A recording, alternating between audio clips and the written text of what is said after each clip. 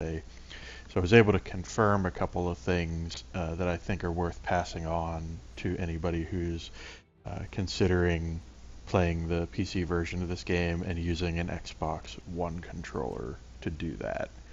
So one thing I've been able to pretty much conclusively determine is that there is an issue with force feedback when using an Xbox One controller, whereby if the force feedback is turned on at all, it causes this frame rate slash audio clipping issue that occurs when the force feedback builds up to a certain point, and the game basically just locks up and straight up just doesn't function properly.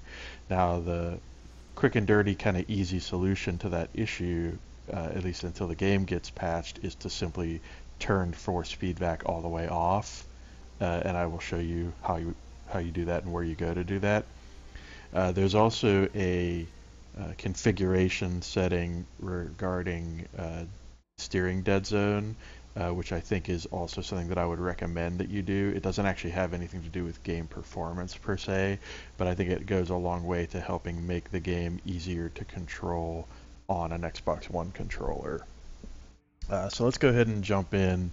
Let me show you what I mean about those two things, and then we'll get started on some practice sessions. So what I've been using pretty much is the Xbox One Classic configuration. So you see here in this controller setup section, you actually have three presets. You have default, classic, and analog for the Xbox One controller. Those are kind of like starting point options. Now, of course, you can go ahead and customize whatever you want once you start from a given template. But I think the classic template is what basically has the settings most correct in my experience, and it just requires a little bit of tweaking to really dial things in and get it the way you'd want it to feel, or at least the way I want it to feel when I'm playing this game. So with the classics configuration selected, what you want to do is go in under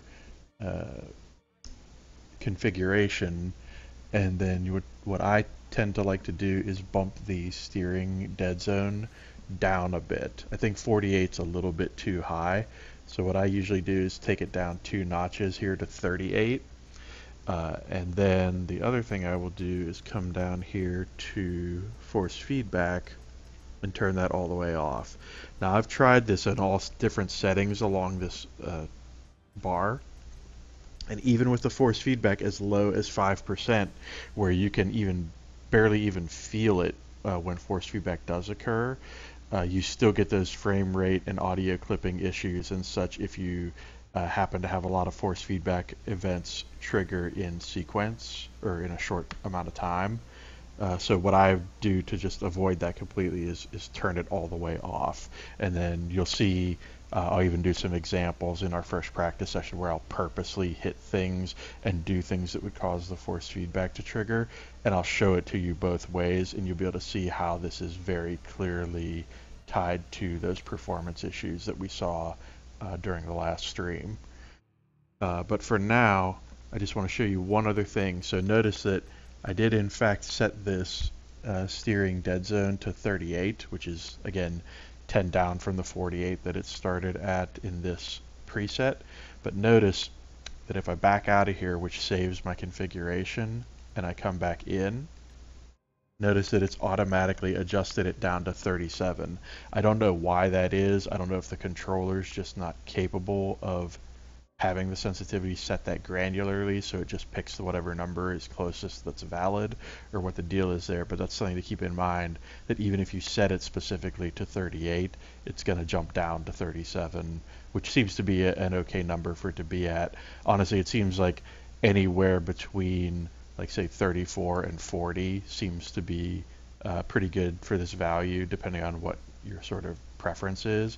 If you get too much lower than the low 30s, for me anyway, the steering just becomes too twitchy, and if you go much higher, above 40, it just becomes too unresponsive. So I feel like that kind of low 30s to high 30s range for this setting is kind of the sweet spot on this Xbox One controller. At least that's been my experience with it so far.